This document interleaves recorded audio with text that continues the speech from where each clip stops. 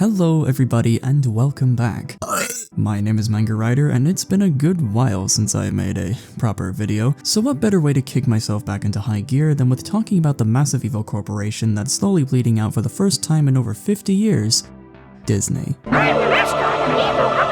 Disney, like nearly everyone in the world, was one of those few properties that made up my childhood, and it was because of their wonderful, fantastically written, and timeless stories that helped shape me into who I am today. We all know of the classic movies that came from the most famous times in Disney's history, like the Golden Age, the Silver Age, and of course, the infamous Dark Age. But the time where Disney released many people's favorite films was during the Renaissance Age, which was in between the years 1989 with the release of The Little Mermaid and 1999 with the release of Tarzan, and became the time period where Disney was considered by many to be at its best. Many of the top-tier Disney films were released in these glorious 10 years, from magical castles containing a badly tempered monster to a priest who wished to burn down the whole of Paris in hellfire in exchange for a bit of gypsy-infested coochie. But the thing that made these movies so special was that Disney was starting to not only make their animation increase in scale and learning new techniques to make their films easier to make, but they started paying much more attention to making their main characters more likable, more complex, and more engaging. And in my own personal opinion, the time when Disney was making my all-time favorite characters was around the time when the Renaissance Age was ending and when the post-Renaissance Age began. And in the year 1995, on April 7th, Disney released a movie that would become my all-time favorite film to come out from them so far,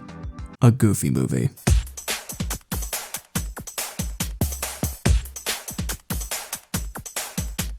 While the film did alright with critics, Goofy Movie over the years has developed a very large cult following, with many people loving its story, its animation, its songs, but most importantly, its characters. A Goofy Movie is most well known as that one film that helped humanize Goofy, to show how adorable Max and Roxanne were together, and how much of a bastard Pete could actually be. And in this video, I'm going to be giving my own 2 cents on why I love these characters, and just how much of an impact they left on me after I saw the film multiple times.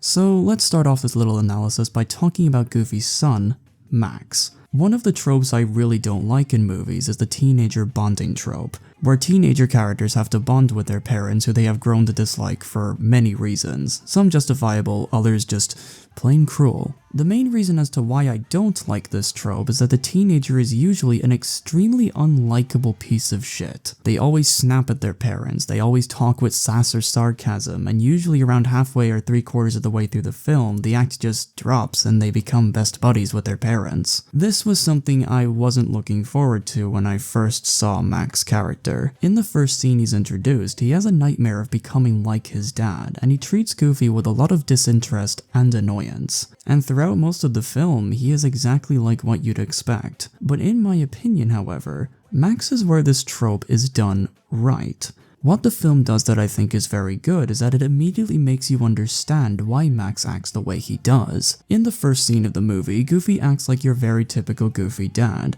not knowing who Powerline is despite him being the most popular musician in the world, talking to Max like he's still a 5-year-old child and dances with him in hopes to show that he can still be cool to Max, which from his perspective is showing his son that he cares and loves him dearly. But from Max's point of view, this type of affection comes off as clingy, a little condescending, and very embarrassing. Max's very first song later on is all about how his school has laughed at him for as long as he can remember, being called Maxie the Geek and Goof of the Week. And as the song goes on, it very clearly shows that Max does not fit in with his peers and is seen as a loser, showing that from the start, Max is treated very much like his dad, a funny goof, which to any teenager is not a title they would want, especially not Max. This constant bullying leads Max to put on an act in hopes to please his peers, become more popular in school, and to impress Roxanne, which he's been shown to have a massive crush on earlier in the song.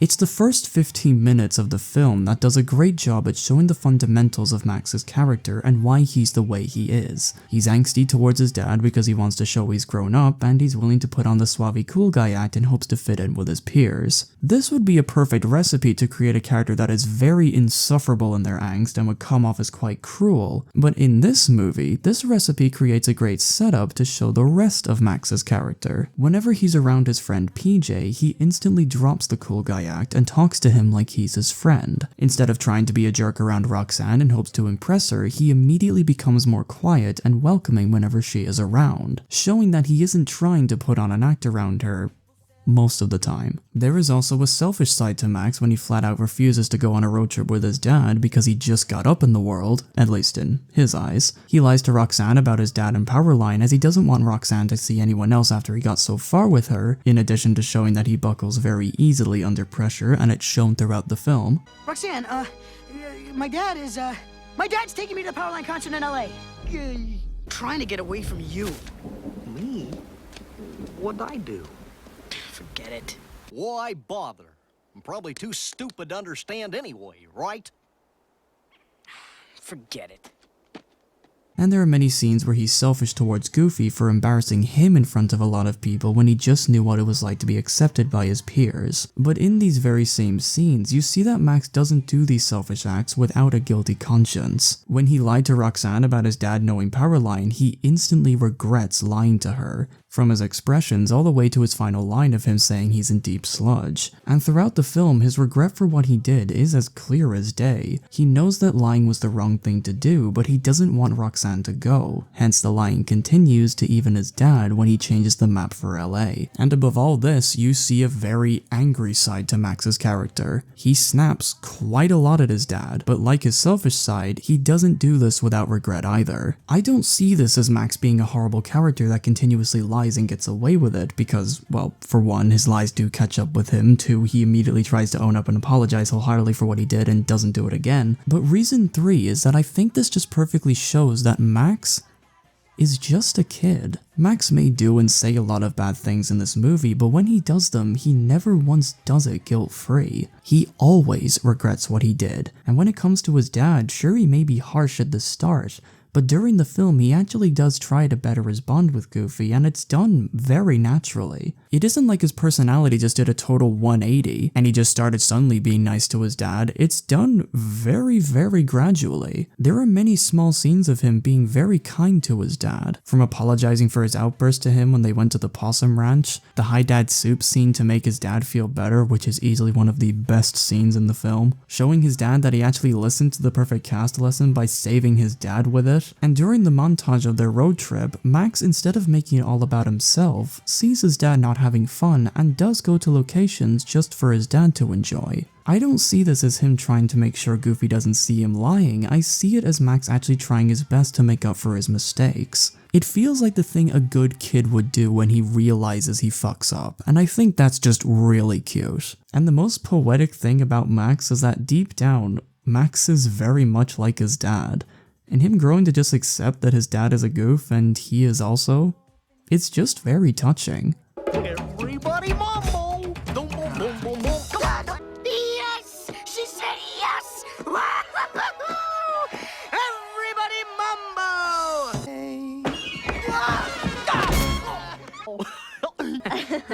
Yuck.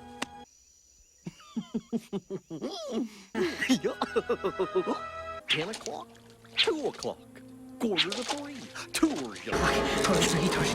Twist, I'm a little teapot, let it fly!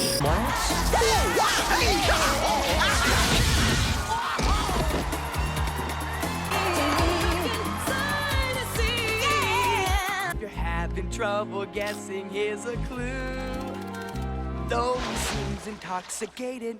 It warms my heart. The main reason why the film did a masterful job at making Max a very flawed but a very well written character was because it showed the audience all of Max's actions from his perspective. And his perspective just shows that he's an insecure, angsty teenager who is still a good person. He may do a lot of questionable actions and say some very cruel things to Goofy, but that's exactly how a teenager would act. Teenagers do lie, they do stuff just to fit in, they do try to impress people they like by doing stupid shit, they do say stuff that they instantly regret. That doesn't mean that they're bad people, they just do stupid shit in the moment. That's just how they are. And that's why I think Max is such a good character, and why I think the interactions he has with his dad are done so well. I do think Nostalgia Critic put it best when he said that their disconnect is very believable, and the film showing that no side was truly wrong was a really good touch. Look, I know that Nostalgia Critic is hated in the world of film criticism, but come on. he does have the ability to make a good point. And speaking of the disconnect between a teenager and a parent, it's now time to talk about the two main parents of this film and how this film showed off two kinds of parenting, one of which is good, the other which is bad, from two very well developed characters, Pete and Goofy.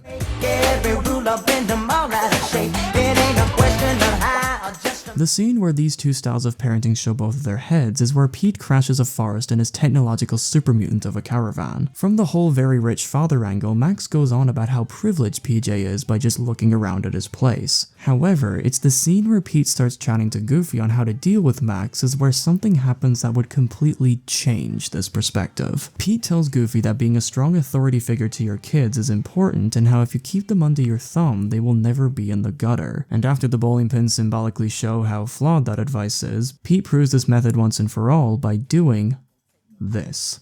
PJ! Yes, sir. Coming, sir. Yes, sir. And the crowd goes wild. High five, son! Psych!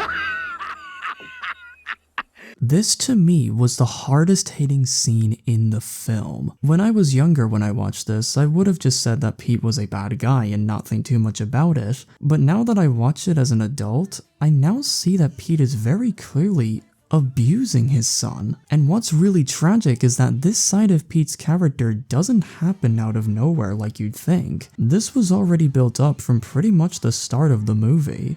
In the scene leading up to Max's number, PJ was almost shitting himself in fear, not because he was really worried about how Max's stunt would go, but because of what his dad would do to him if he found out what he was doing. Just listen to him. He doesn't mention anything about the plan going wrong in any of his dialogue. Look, maybe we should just call the whole thing off. Where have you been, buddy? Look, Max, if my dad catches me with this, he'll kill me. Are you sure we gotta do this? This is nuts. I don't know why I'll let you guys talk me into this. If my dad finds out, he's gonna nuke my entire existence. And after he gets busted along with Max, when he leaves the office, PJ doesn't mention anything about what happened in there. He just walks out, not even looking at Max, with this gaunted expression on his face, and just says, "Oh man, my dad's gonna smash me like a bug." In the space of around 6 minutes, PJ mentioned his fear of his dad finding out about him 3 separate times, when he could have mentioned his anxiety about the plan going wrong. But no, it's all about how Pete would react. Pete built himself up to be a horrible parent as well in the scene of him and Goofy on the job. To really highlight how much of a shit parent Pete is, I will also need to mention how Goofy acts when he's around children and around his own son.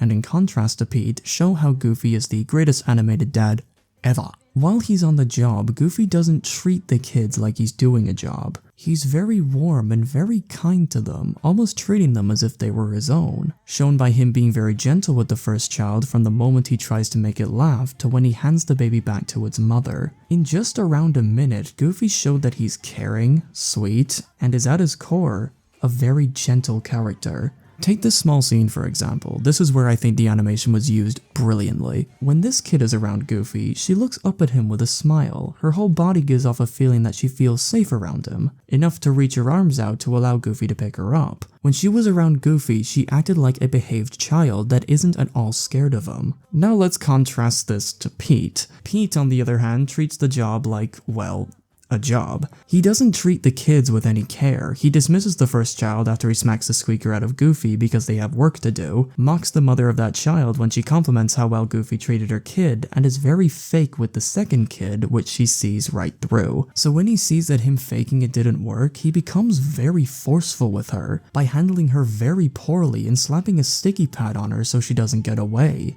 Pete doesn't treat the kids with respect like Goofy did, he treats them like objects. Loud, annoying objects that don't have feelings. Take this very small scene for example again. Her head tilts down, almost in hiding with her finger in her mouth, and when Pete raises his voice, you see the kid jump a little bit and tense up. Almost as if Pete is a commander rather than a father. And when he gets up close to her, she instantly kicks him and starts acting rebellious, very different to how she treated Goofy. You can even see a small moment where the kid stops acting rebellious and even goes quiet when Goofy gives her a toy. There's even a split second where you get a clear shot of the kid smiling at the camera for Pete. That expression isn't a genuine smile. That's a smile with fear behind those eyes. It's little details like that that show how much of a bad impression Pete leaves on any child he's around. And it even goes further with how Pete talks about his own son. Pete doesn't talk about PJ in any high regard, he talks about him like he's uninteresting conversation, not really anything noteworthy. Hell, the first time he ever mentions PJ by name, he just uses his son as a way to show off how good of a parent he is. Pretty much feeding his own ego over anything else.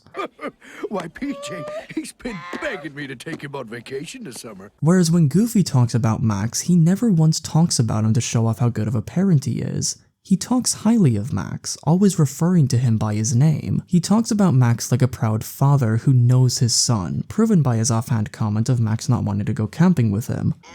Max would never go for anything like that. And on top of that, Goofy is a dad who has a lot of faith in his son, going into complete denial about Max being a bad kid when confronted with Pete and while he was on the phone with Mazer. The reason why Goofy is such a good dad is that 95% of the time, he thinks about his son before himself. He wanted to bring his son fishing because he wanted to help Max in sorting out his problems he thinks he has, in addition to just wanting to enjoy his son's company. He brought Max to the possum ranch not to embarrass him, but to give Max the same experience he did growing up and to have the same connections he had with his father. He gave his son the map because he wants Max to have fun on this road trip and show him that he sees Max as his equal and that he fully trusts him to make the right choice. Even after Max completely destroys that trust and they both get stuck on top of a car going down a river, which is just... it's so goofy, I love it. Once he heard Max out, Goofy didn't hesitate to change his fishing plan to help Max in getting him on stage with Powerline for even a second. Goofy did all these things to Max to show that he's there for him. Sure, there was that one example of Goofy being selfish and knowing that Max is growing up, but he still wants to be a part of his life despite that, and holy fuck, that line hit me like a truck. But aside from that, Goofy treats Max like a son that he loves very much. He treats Max like family. Pete, on the other hand, treats his son not like family, but more like a slave. The first time we see PJ in the same general area as Pete, he's cleaning up the place after Pete said he's probably lofting around somewhere. Is PJ here? Oh, yeah. I'm sure he's loafing around here somewhere. And when Pete shouts his name, PJ drops everything and does what Pete wants without a word of rebuttal. Even when he did the thing he asked, Pete just makes fun of PJ by faking him being proud of him. Pete may have his funny moments in this film, but underneath the comedy, he's really fucking cruel. While PJ may look like he has it great with all the technology from Max's perspective, his life is in fact infinitely worse thanks to his dad. Look at how he reacts when Pete shouts his name. The fear in his eyes, his running being unnaturally fast, how upright he is in comparison to being relaxed around other characters. He even goes as far as to call his own dad, Sir. Yes, sir. Coming, sir. Yes, sir. PJ doesn't love his dad, he's fucking terrified of him, which makes Pete saying his kid respects him in retaliation to Goofy saying Max loves him all the more infuriating. While it sucks that this plot point doesn't really get any closure, the fact that Disney managed to masterfully tackle the theme of abuse in a Goofy movie? Did I not sell you on how good this movie is yet? Because if that doesn't, whew, I don't know what will.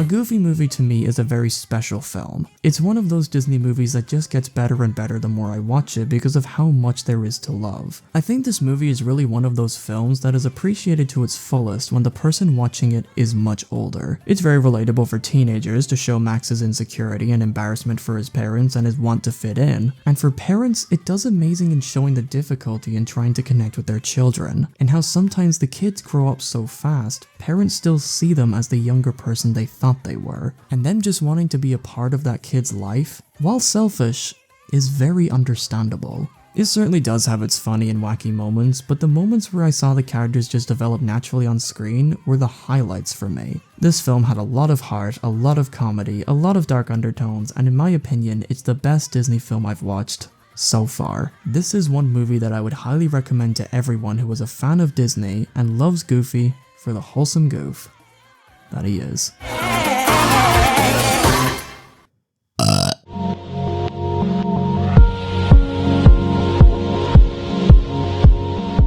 Hey guys, thank you all so much for watching this video. Now I've noticed that there's been a small amount of people saying that I talk a little too fast in my videos, so in this one I tried to slow down and take it a little easier than I normally do. If you guys like my narration at this kind of speed, then by all means, let me know. Any feedback is greatly appreciated, and it really helps in motivating me to make more content in the future. It's just a little thing that I have.